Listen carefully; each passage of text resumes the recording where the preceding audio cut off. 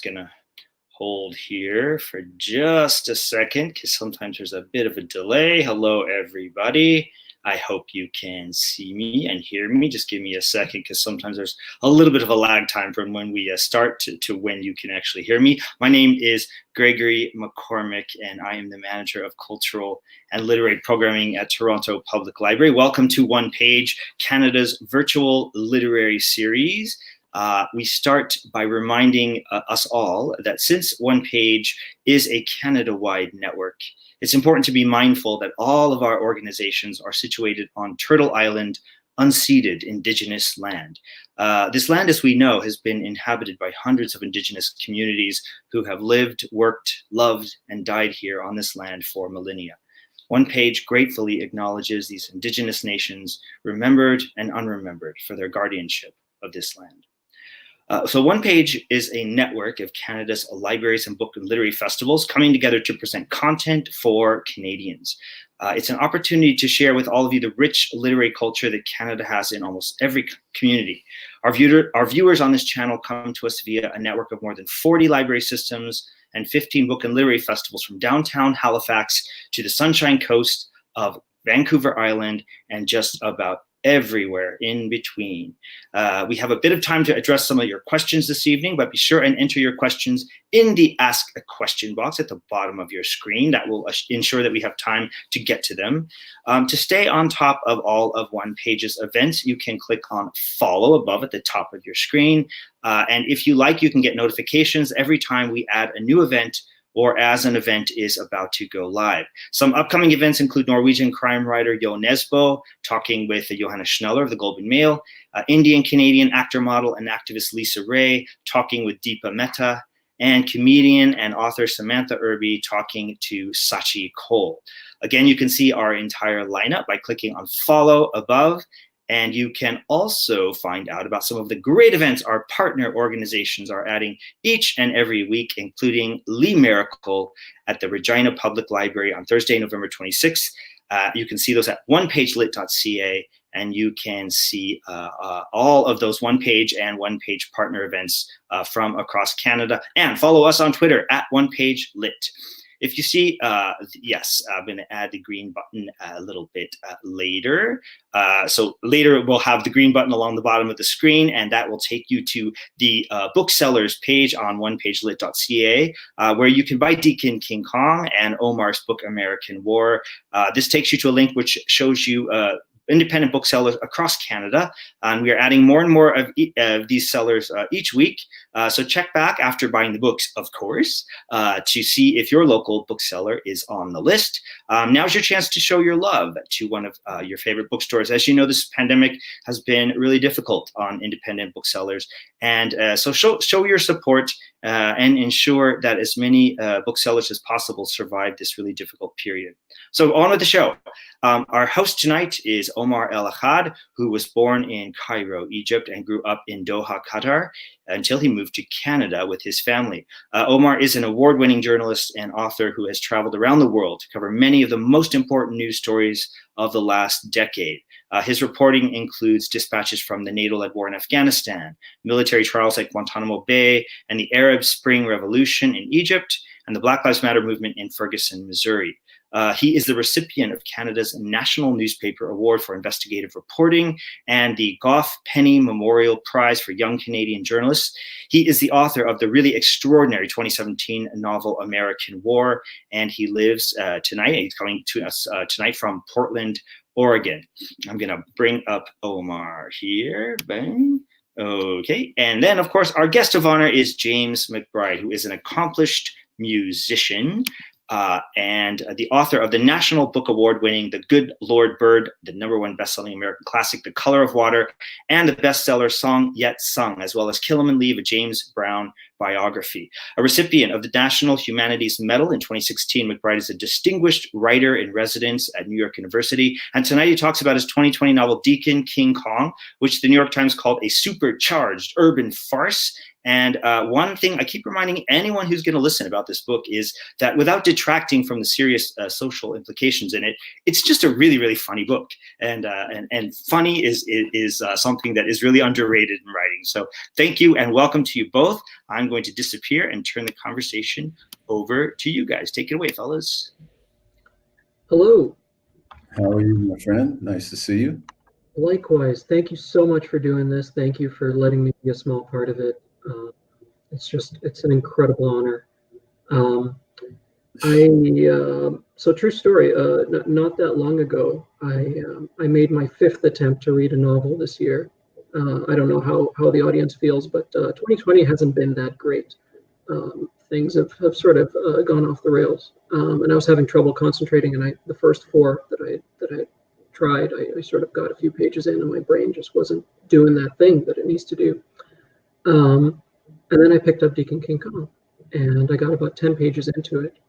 And I don't know how many people in the audience right now have read the book, but it's not so much a book you read, so much as one you walk into and then leave the world behind. It sort of overtook me. And I'm 10 pages into this thing, and an email pops up saying, hey, how would you like to interview James McBride about his new novel, Deacon King Kong? Now, I'm an Arab Muslim man living in America, so even at the best of times, I feel like I'm under constant surveillance, but this was one of those moments where I had to sort of look around for the bugs in the room kind of thing. But of course, I jumped at the opportunity. It's a tremendous book. It's an honor to be speaking with you. I guess I'll start with the obvious question. What is it like to have a novel out in the world during this year when so much of what we know about that process has kind of turned into something else? That's a good question. I don't think about it that way. I've been lucky enough to make a living writing books. So anything that allows me and allows people to escape from the harsh realities of where we live and still be informed and illuminated in some way can't be all bad. It's harder for younger writers who are trying to, like yourself, who are trying to make their way up the greasy pole of literary success than it is for someone like me. I've been at it, for many years now, and I'm at the point where people start calling me sir and mister. I walk down the street and people say, Mr. McBride, Mr. I don't know who they're talking to, but I mean, it's hard to. When I went on book tour initially, when this book was introduced, right during the pandemic. And so the pandemic started and the tour was cut short. And, I had I was walking through airports. There was nobody there. I mean, just the concession people. And they didn't look pleased to be there either. But it's all right. I mean, we'll come through this. And but it's been a nice. I've been a very lucky guy, lucky person, Mm-hmm. So for those of you who haven't picked up the book yet, it's 1969, we're in Brooklyn, we're at the Cause, and within this sort of fairly small, geographically small area, there are all of these lives, and each one a world in of itself, and all of them interacting, and it begins with this sort of precipitating incident. Before we get into sort of the detailed plot of the book, I'm just curious, the word deacon, I came to from my background as a Muslim. I thought imam, which is a title within our mosque, and I was thinking of what that means, and it means essentially everything. There's mosques I've gone to where the imam has memorized the Quran, runs the prayer, and there's ones where he fixes the boiler, and that is the imam. And I'm wondering what you think of when you think of that word and that title within the context of the church, and particularly in the part of the world where you grew up. Well, that's a very, very interesting point. Deacon in the Black American church, I mean, that's the only church I know, is usually someone who is an elder of the church, and he's charged with the responsibility of doing things that the pastor, the great and mighty pastor, either cannot or will not do. There are churches where the deacons do in fact, in my church for many years, the deacons did everything except preach on Sunday. So the deacon is in a sort of amorphous term. And in the church, at least in my church, you got deacons, you got deaconettes, you got ushers, usherettes, everybody gets a title in the Black church. You don't get a title out here in the world, out here in the world, you just get shot. But in the Black church, you get a title, and you get if you have a suit and a tie and you're halfway responsible, the door's open to anybody. My church today, my church is down the street from a drug treatment center. And those folks are always wandering in, they're welcome as long as they don't make trouble, and most of them don't. So a deacon is a guy who kind of does everything. He fixes if he's a good deacon, and we've had some good ones in the past. And in this book is about a deacon who's like an honored member of the church, but he also happens to be a heavy drinker, and he gets soused, and his nickname, everyone calls him Sport Coat because he wears one of these kinds of coats. And he's a funny guy. My church in Deacon King Kong is a funny book.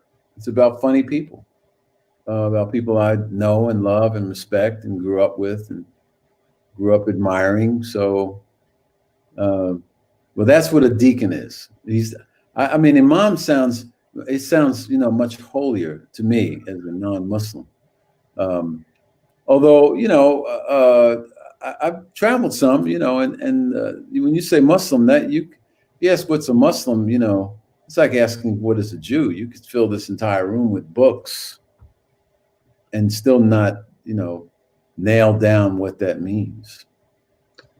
Yeah, I think the closest thing to a universal definition only occurs at the TSA security checkpoint when trying to enter the United States. Otherwise, we're a varied lot. So I don't think I'm spoiling much here by saying the inciting incident of Deacon King Kong, which basically occurs on the first page. The deacon steps out and shoots a guy. He shoots a young drug dealer, kid who had a promising baseball future and decided to sort of sell drugs instead. And from this event, everything sprawls out into the lives of all of these human beings who either live in this place or are attached to it in some way. We go into their past, we go into what they want for their futures. And it is the experience of reading it, besides really just being, and I can't thank you enough for this because it took me away from the world, which is all I wanted. Besides the experience of being in this self-contained world with all of its people and all of these lives, I was thinking the whole time, how is he going to hold all of this together? All of these intertwining lives.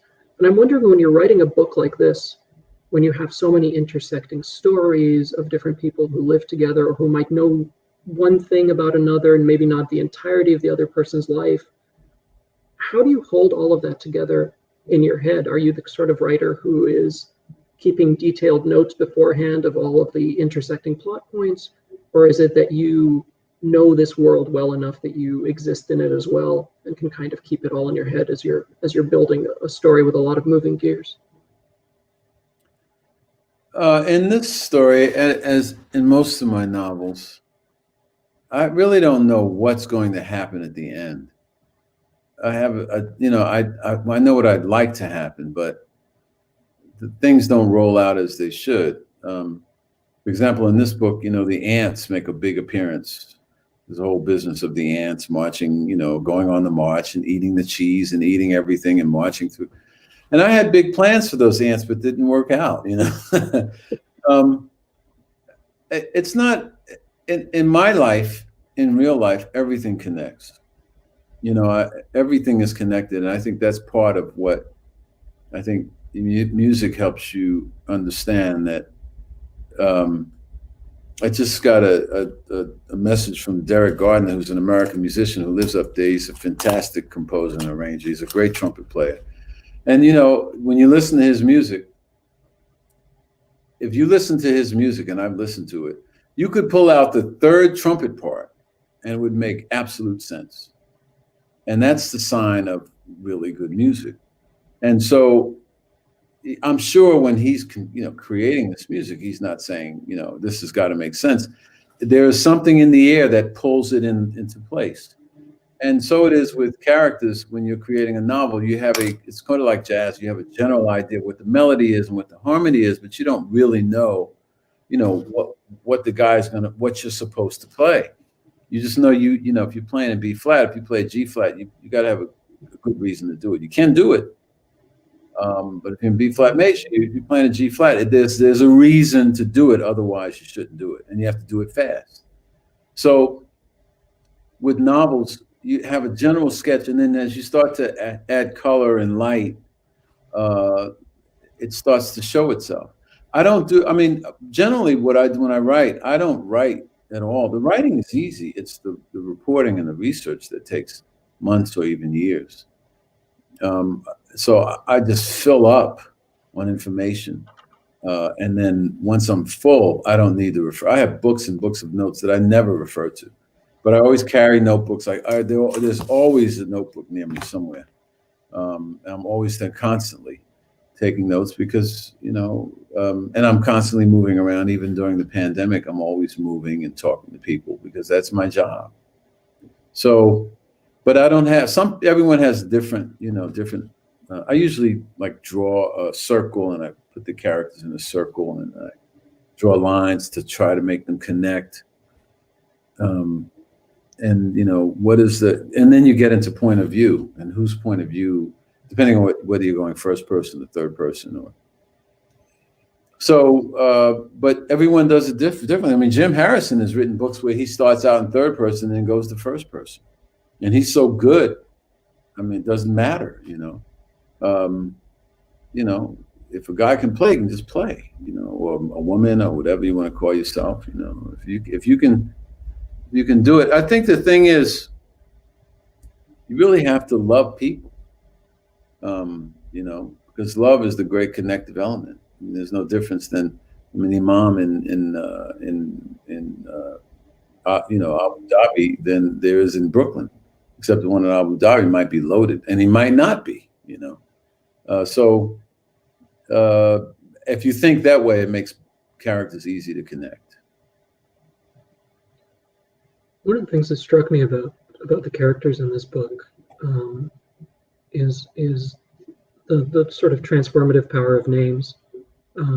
Virtually every character in this book doesn't have a singular name that they are addressed as for the duration of the story.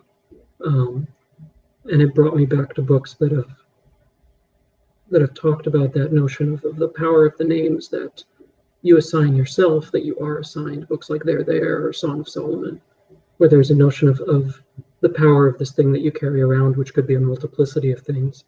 I'm wondering how you think about names when you go into a story like this and the power that they have. I don't know. I think about them pretty hard. I spend a lot of time thinking about them. Because the name is you're referring to that person all the time, and they've got to carry their load. So, when you call on them, or when you call on them, or when they address you, you better figure out who's talking. In my life growing up, in African American life, plenty of people. I knew a hot sausage, I knew an onion. That was just part of the, part of the joy of being in a community that knew itself. I thought it was interesting that the rollout to this, spoke to the indigenous people, who over whose land we are actually speaking. And that's all they do is name each other based on something that's bigger than oneself. That's not all they do, but certainly naming each other is part of their cultural heritage, at minimum. So I do spend a lot of time on names, but I don't, man, you're so smart. I don't, if I thought about it that deep, I wouldn't be able to get, I don't go that deep with it. You end up getting in the way of the story if you do that. I don't get too deep. I'm not deep. It's not good to be deep. It's good to be instinctive. you start intellectualizing, and what happens is cynicism starts climbing into your voice, and with skepticism first and cynicism, and then the magic of even doing it, you falls into, why am I here? I'm hungry. It's time to eat breakfast.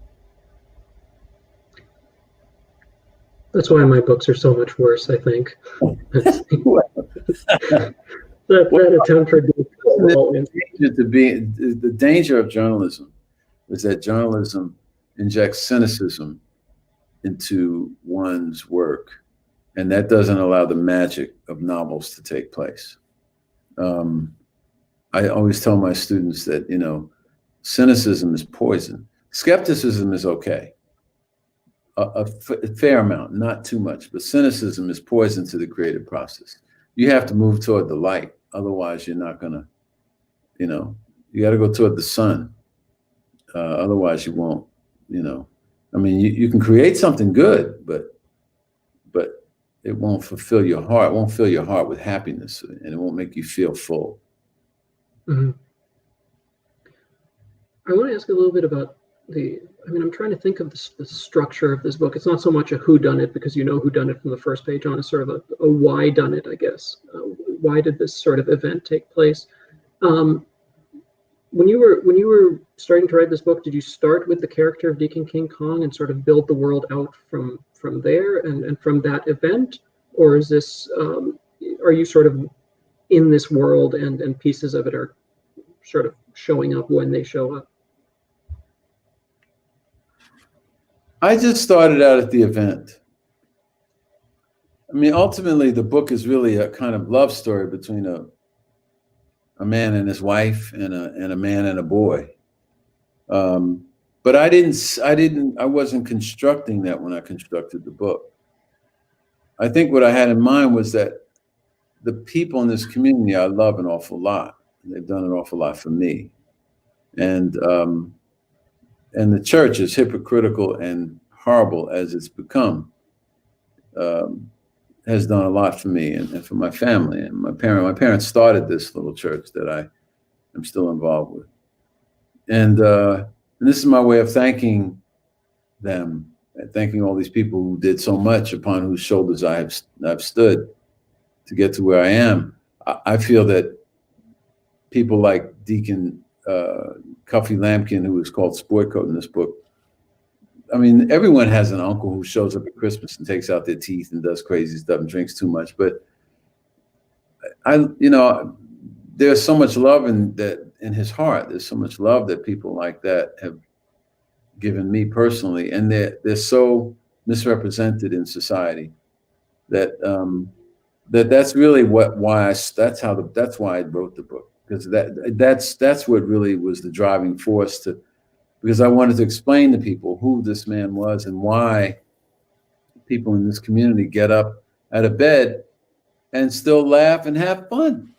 I mean, I've traveled around the world, man, and I've seen all kinds of people: rich, poor, Black, white, Latino, Jewish, Muslim. I've seen all types, and the people who are the happiest are the people who know who they are. They have a sense of, this is who I am. It's good or bad or whatever. I'm not talking about, some of these political rascals who belong in jail that are running around here now, but I mean, in their hearts, they know who they are. I grew up in a neighborhood where the really bad cats didn't carry guns, and they didn't tell you they were going to mug you. They just beat you up and took your money and left quietly because they didn't want the cops to catch them. There was no, back talking and all this. And you knew who they were, and you avoided them. And sometimes you knew their moms and their brothers and sisters and everything else. But they were who they were, and you learned to stay in your lane, but yet to appreciate them, even though you might not like them. You appreciated them for because 30 years later they're driving the bus that you get on, and they're not the same. And so, when there's judgment, there is no journey. And I wanted readers to understand part of the journey that people in communities that created me and and others, people like Derek Gardner that I mentioned. Now, I want people to understand that community, because the struggle for survival, it makes you strong, and it makes you better, and it makes you humble, and it keeps you on the right path if you have the right kind of soul. What's been the reaction from the folks who are closest to you in terms of inspiration for the folks in this book? Man, they don't even read the book, man. I mean, a couple of them read it. They don't care. They don't care. The community I come from, they're not reading books, man. They're worried about Con Ed shutting off their electricity, They're proud of me no matter what, I mean, if I finish 8th grade and I just help church and I'm a nice guy, they're proud of me no matter what. I mean, I come from a community that really doesn't have the same standards. Look, we had 2 people die in my church because of the COVID. No one mentioned COVID. No one asks your business.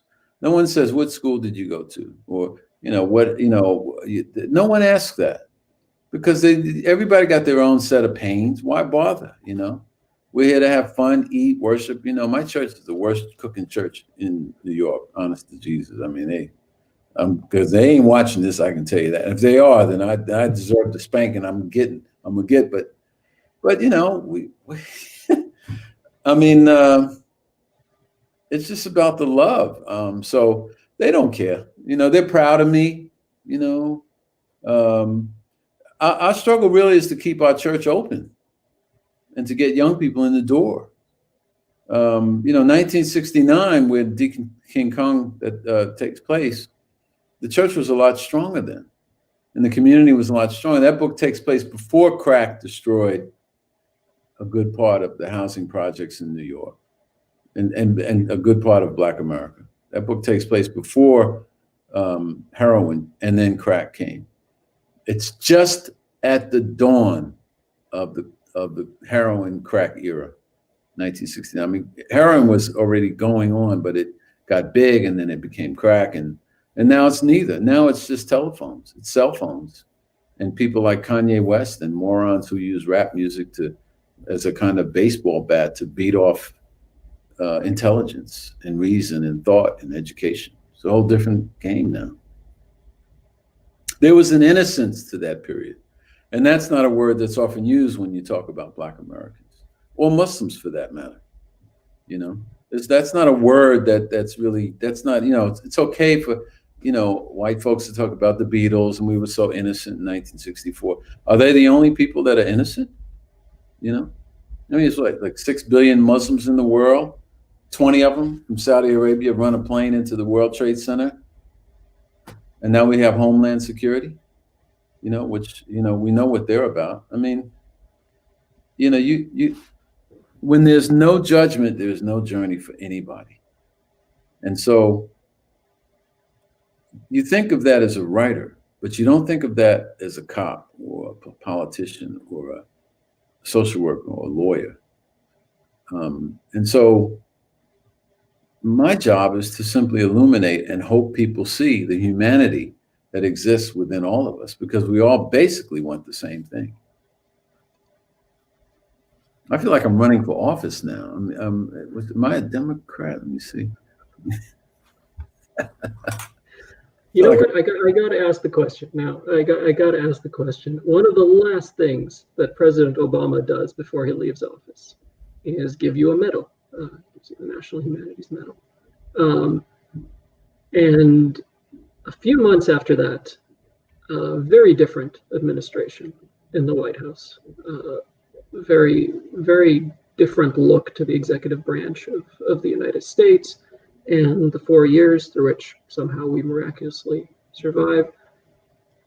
I'm wondering how much of that time was spent. Were you writing the book during the sort of the Trump years, and did it have any influence on you in terms of how you think about this idea of cynicism versus skepticism at a time when it's a deeply cynical way of running the country? No, I wrote this book. I mean, I can't remember now because I'm always writing something, but I wrote this book before this particular administration took hold. But I mean, if you're Black and you're from New York, I mean, if you're from New York, period, you know what Donald Trump was. I mean, when the 5 kids were wrongly jailed for the rape and murder of a white woman in Central Park, and Donald Trump took out that, spent $85,000 on an ad saying, you know, lock up these monsters. I knew what he was, but Giuliani as well. I mean, you know, they called him America's mayor. He wasn't America's mayor to Black New York. Black and Latino New Yorkers knew what we were in for. And a lot of white New Yorkers knew as well. So it says everything that, you know, the guy who won the presidency, you know, really was tearing the country apart on the basis of race comes from Queens, New York. It tells you all you need to know about this country and about how racism works. So I never pay attention to that. That's not in my radar. That's not on my radar. It just makes all that stuff just makes me work harder in my own community, because I think change is really local. I don't serve on committees. I don't bother with any of that stuff.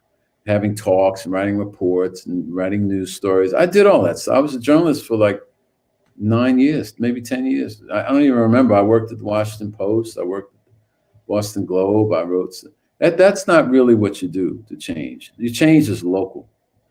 So I work with my church. I have a program, teach music to kids. We have 3 teachers. You know, we do what we can locally. If there's anything that we need now in America and in Canada, is we need local news. Because when you get your news from someone who sits in a box, gets in a limousine or a town car and goes to another box, gets their news from a cell phone, types it onto a computer, and then broadcasts it to millions, you're not getting news, you're getting propaganda. So, which makes the job of librarians and authors and writers and painters that much more important. You know, librarians especially, I mean, they're like the last line of reason and discourse in a world that is going, wow, they're the last line of defense. And if I was Canadian, I'd make sure that, you know, my government made sure that they paid to support the libraries and artists and painters and writers and sculptors who live up there, because they're the only ones who can really tell you the truth. I'm not saying the media's this or that. I don't mean, you know, I'm not going to get caught up in that nonsense. You know, look, identity is the big one. Identity is the big one. If you believe in a bunch of mythology, there's nothing I can do to change your identity. You believe it, there's nothing I can do. I just have to force my way of thinking, and I have to force myself into the room. That's all there is to it. And that's why, you know, I mean, the indigenous people of Canada could tell you that. I mean, so I don't think about that. That wasn't going on when I was writing Deacon King Kong. Deacon King Kong is just a sonnet to a community that has never been, that's rarely talked about when you talk about New York. You know, there's New York with the museums and the Broadway shows, and then there's real New York. You know, in real New York, most of my life and most of the people I know were what you'd call local color. You know, if somebody gets on the train, there's a black guy or a black woman, and she gives them directions. They say, "Oh, I love New York. It's just great." And then they get on another train, and a black guy bumps them, or a black woman says, "Get out of my way." They hate New York. I mean, because they don't know me. They don't know my community. But through art, through books, through paintings, through sculpture, you can actually know, you can get to know a community. And you get to know your neighbor. We have a lot of good questions from the audience, and I promise I will get to all of them. But cognizant that it is a rare opportunity for me to speak to a writer of your caliber, I am sort of monopolizing this with all the questions I've always wanted to ask. And I will do so some more, just for a couple more minutes, and then we'll switch to the audience Q&A. You're talking a lot about your community and your desire to sort of work within that community, and what obviously sounds like to me somebody who never had that. I moved around from the age of 5. I've been living on somebody else's land, and that being the most meaningful thing, and not the medals and the award, National Book Award, the book that's being turned into, the Good Lord Bird that's being turned into the TV show, the Oprah's Book Club selection. I'm wondering if at any point in your career there was an intersection between the success and the desire for success. if at any point you were thinking, yeah, that's a very good question. I have always been the guy who works the hardest, and I've always wanted to. I mean, I can't say I never wanted to be successful. I always did. But I just didn't like starving. You have to remember, I come from a family of 12 children. You know, I mean, we didn't have a lot of money. You know, I was taking the bus and subway when I was, I don't know, third, fourth grade or something like that. I mean, you know, I've learned how to survive. I learned how to survive in a city that didn't care that much. But I reached the point when I was a journalist that I just saw people who were in their 30s and 40s who were very miserable doing it, and they were talented. And I didn't see a road for myself. And, you know, as a young writer and a musician, I just said, I'm not going to do that. I'd rather just starve. So I was at the Washington Post and I quit. I came to New York and played music for 9 years, and I starved doing that. But I was really happy during that time. But, you know, after a while, I got married and I had to do something else. And so I wrote my first book, which was The Color of Water. And that became pretty successful. And then, but, you know, I tamped that success by just moving on to something else, because then I became like the guy who writes about mixed race people. I'm not interested in that. You know, I mean, what difference does it make? Love somebody. So I just went on to the next book, and I just kept doing it, and the awards came, and it was a wonderful thing. But I never sat down to write to make awards. I tell you what, you know, I'm having a hard time figuring out why. Let's see, why did I write? Let's see, I can't quite figure out why did I. I don't know. It's just, no. I mean, I wanted to get paid, and you know, look, if you play enough. I played down in the Village when I was a musician. I played there for years, man. You know, and I you know, I did musical theater. I could see the avenues that were the doors closing. And what happens is, if you see the doors that are the roadways that are not open, you just go to the ones that are. Like when you play saxophone, there are 10 guys ahead of you who can play better than you. And when you write music, which I did for a living for a while, you find you got to go to music publishing companies, and these guys, men, most of them were men, you know, they don't have your education or level of skill, and they tell you what to write.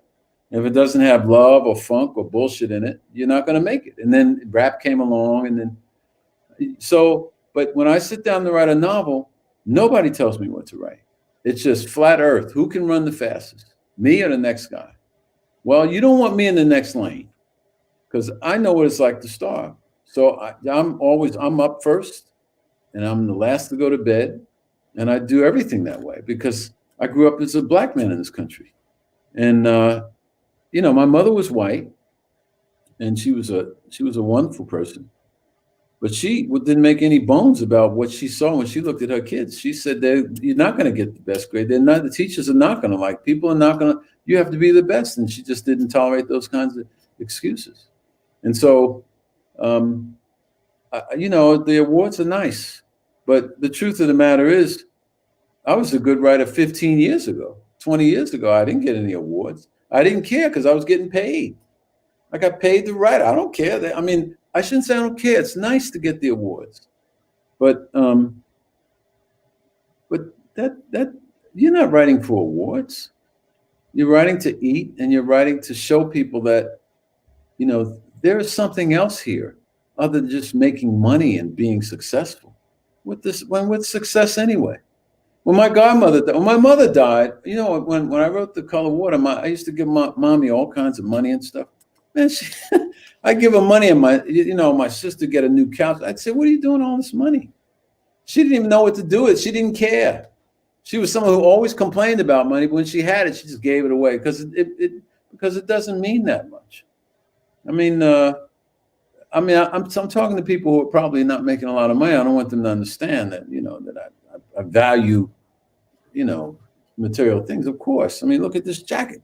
Although I must say I've had quite a while, paid good money for it, and only wear for occasions just like this.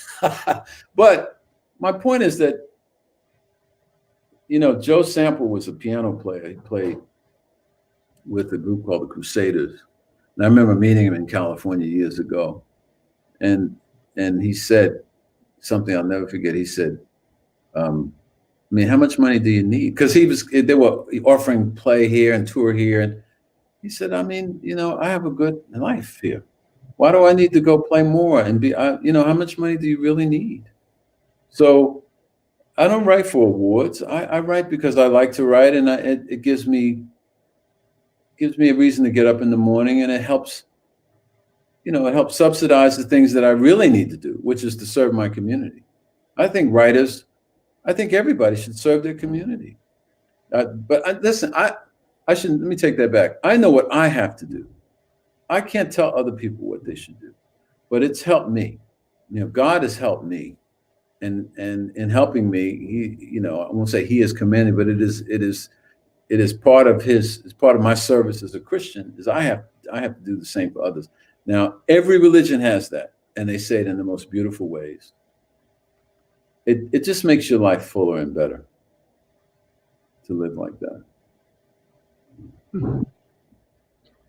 I'm going to be passing a collection plate around when this is all over, so I hope all the people. Yeah, I think we're taking digital donations, right? I'm pretty sure we get the 30% cut, so we'll be good.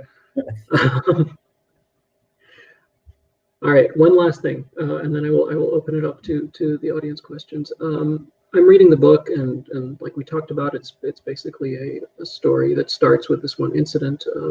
Deacon King Kong shoots this drug dealer, this kid, and everything spirals out from there. But one of the things that really stuck with me is within all of this, within everything that's happening, and there's sort of mob bosses on the periphery, and there are these moments of just very honest, simple love, not melodramatic, not taking over the story, but just people who in some cases might be very lonely, and they meet someone long after they thought they could meet someone.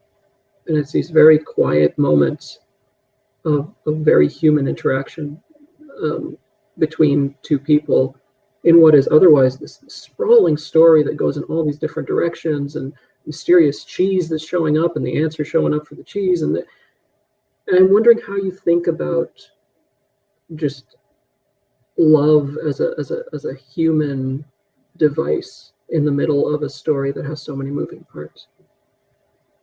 Well, I'm talking to you I was born in Red Hook, which is about 30 blocks away, but I can't afford to live there anymore. I mean, if I, 20 years ago, I wish, but. So I'm in Sunset Park, which is mostly Hispanic and Asian Chinese. And I rarely know what people are talking about when they walk down the street here. But I often wonder, I wonder who he loves. I wonder who she loves. And you see a lot of it here because there's a lot of kids here, which is just wonderful. A lot of kids in this building. So I'm always in a state of wondering who loves who. And I think that keeps me young in my spirit, because I think the thirst for love is a driving force in everyone's life. And if you have it wrong, shame on you. Those of us who have lucky enough to have had love, understand that it is it's a force of nature, a force of God, if you will, that really is the only thing that counts, weddings and funerals. So that's kind of the driving force behind some of my creative juice and creative life.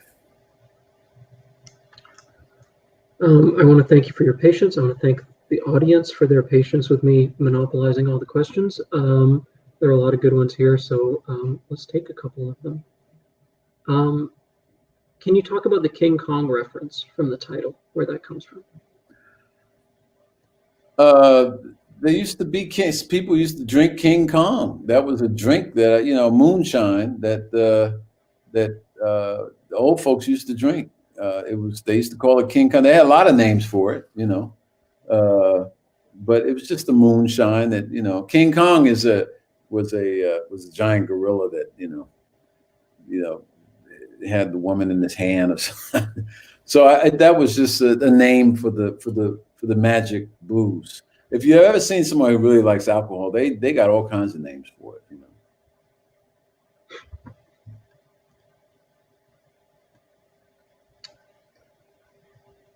What was writing your biography of James Brown like? Did it make you appreciate him more as a man and musician? Did it make you see him differently? That book.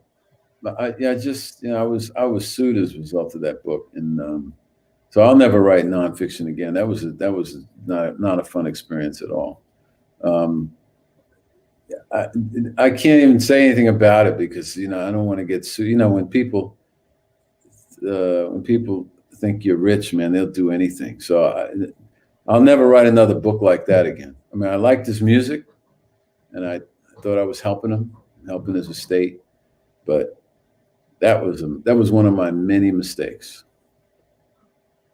That book was one of my many mistakes. Was the nonfiction side of the career, the journalism side, was that an unhappy experience to go into journalism? Did that prove instructive? It was limiting. It was a limiting experience because you were limited by the form that journalism demands. The who, what, where, when, and why. Because and I saw that early on in my career when I started at the Wilmington News Journal in Delaware. You go out, you cover something, and a fire broke out in 1414 Market Street, and 3 fire companies came to put it out, and they put it out, and they said it was a faulty gas heater. That's not really what happened. And maybe the landlord didn't fix the gas heater, or maybe someone got mad at the landlord and tossed a can of gas into put some sugar in the gas heater. The story was never big enough, and the form was not really. Print journalism really was outmoded by the time I got to it, because if you read something in the paper, it was already years old. Now journalism has leaped ahead of itself, and so that there's 90% of the stuff you read on the internet, you don't know if it's true or not. And real journalists find themselves dealing with a mountain of information from officials who simply just lie straight out. So I just found it too limiting, because the truth is a bandy-legged soul, and you've got to really be clever to grab him or her or it by the ankles so that people can see what's going on. Mm-hmm. So I found it too limiting for me. Right. Is your work received or talked about differently in Black communities of Harlem or NYC, for example, versus the broader general culture? Are you writing to a specific audience? Well, I really don't know how to answer that, because I don't really deal with any communities other than the little one that I participate in here in Brooklyn. I don't go to see other writers talk, or I don't participate in. So I don't know how. I mean, I hope that it's appreciated in Black America, but I write to just whoever wants to read. I don't specifically target my work towards any particular audience. I mean, I'm the luckiest guy in the world. I mean, people buy my book. I don't know what they look like. I don't care if a bunch of baboons show up at my reading. I'm happy to. The first time I went out for a reading in Chicago, there were 2 people there. It was a white woman and a Black woman. It was raining and it was snowing and sleet. There were only 2 people in the audience. It was my first book, and I was like, oh, color what my mom. And the Black woman they both fell asleep. The Black woman fell asleep like this, and the white woman fell asleep like this. She went. She was trying, but I was so happy they were there. I didn't care. Who cares? I don't know what. Again, when you start getting like what community that community, the next door neighbor, this kid who lives upstairs, the kid down the street, around the corner. We have to serve each other right where we are. But the short answer to that question is I really don't know what. I hope that my book is accepted in places like Harlem and in Black America, but I don't know, because because I'm not in the bookstore when they buy them, and I don't go to the meetings and all the things that I don't know what other writers do because I don't talk to other writers, except when I'm doing stuff like this. One of the first events I ever did was in a bookstore in Tampa, and I show up and three people had shown up, a middle-aged couple, and a guy who, as the event progressed, it clearly became apparent that he had mistaken the date. He had come to see another author and had shown up for the wrong one, but was now too embarrassed to leave because there's only 4 of us in the room. And then afterwards, the middle-aged couple, I sort of wanted to ask them a question, why are you here? And it turned out that their daughter was married to a man from Egypt. And so it was one of those, do you know Muhammad sort of things. So yes, I understand. Look, as a jazz musician, I can tell you, I played to many tables, many a time, many a night after night, and walked away with $5, or gone on the road and played the tables and then played the waiters and then come home with $5 after going from New York to Gary, Indiana and back in 2 days. So I don't mind it when I don't care who's in the audience. I'm so happy they're there, so it's sort of like what that I understand. Another audience question: does the fact that you're a musician inform your writing, or what about the other way around? Yeah, it does. It helps me with the improvisatory quality. I mean, if you're playing jazz music, you have to have a certain level of technical skill and knowledge of theory and harmony and so forth. And when you're writing books, you have to have you have to just have certain structural instincts that allow the reader to be grounded, so that time and place, time and place is the big one. Because without time and place, then you're just yelling down an empty hole. So, and once you set that up and then you get your characters started, if they're not well researched and ready in your mind to start moving, your book is going to die on page 3. You